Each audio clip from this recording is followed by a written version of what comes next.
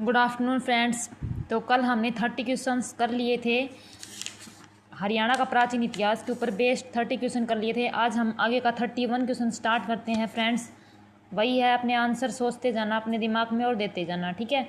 तो पहला क्वेश्चन है, 31 क्वेश्चन है, कौन सा स्थल प्राग ऐतिहासिक काल में चित्रकला के लिए प्रसिद्ध है? तो इसका आंसर है दोस्तों ऑप्शन नंबर बी, भीमबेटका।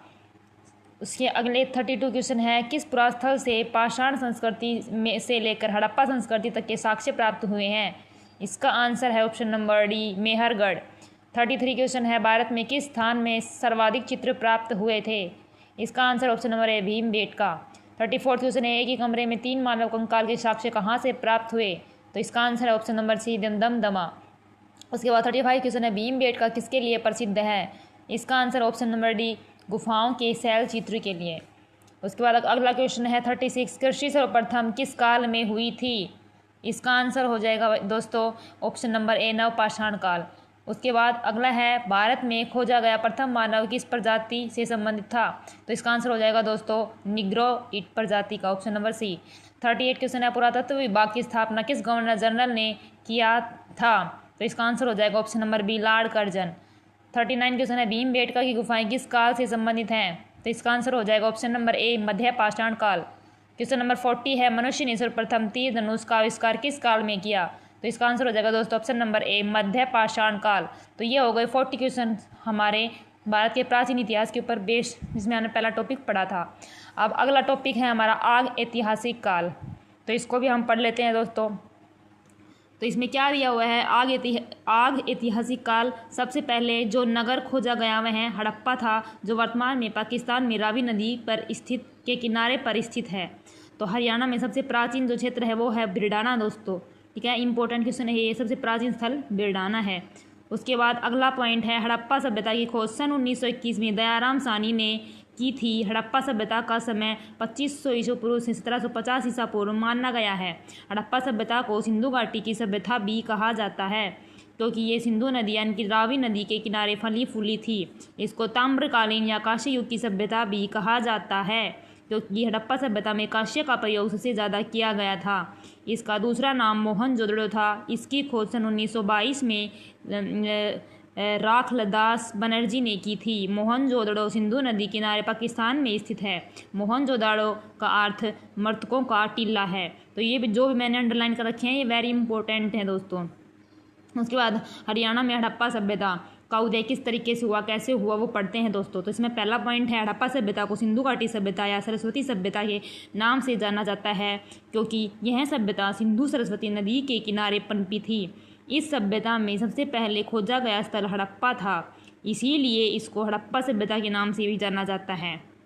मनुष्य ने सर्वप्रथम धातु का प्रयोग किया था, वो था हमारा तांबा। पालतू पशु हमारा कुत्ता था दोस्तों।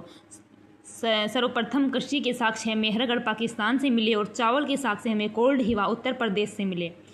समय जो था वो था हमारा C14 से लेकर C14 जो हमारा 2350 से 1750 BC यानी कि बिफोर सेंचुरी।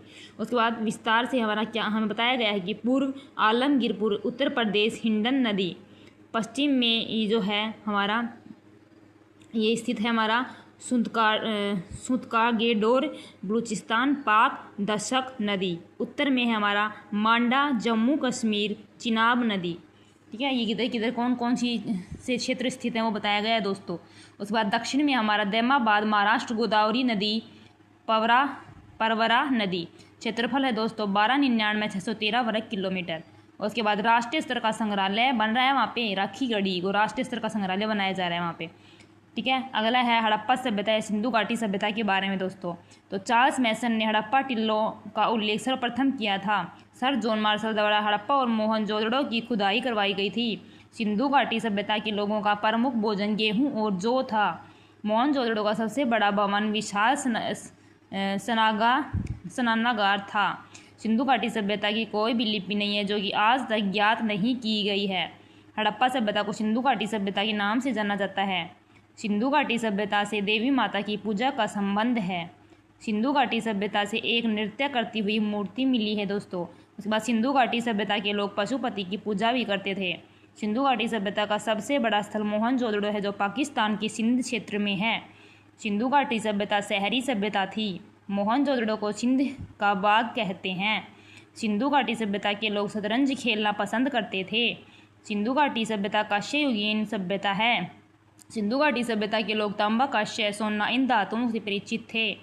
सिंधु घाटी सभ्यता के लोग लोहा धातु से परिचित नहीं थे उस टाइम पे दोस्तों।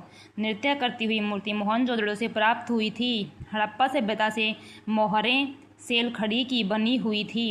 कालीबंगा का अर्थ काले रंग की चूड़ियाँ। हड़प्पा सभ्यता से चांदी के साक्ष्य मिले हैं।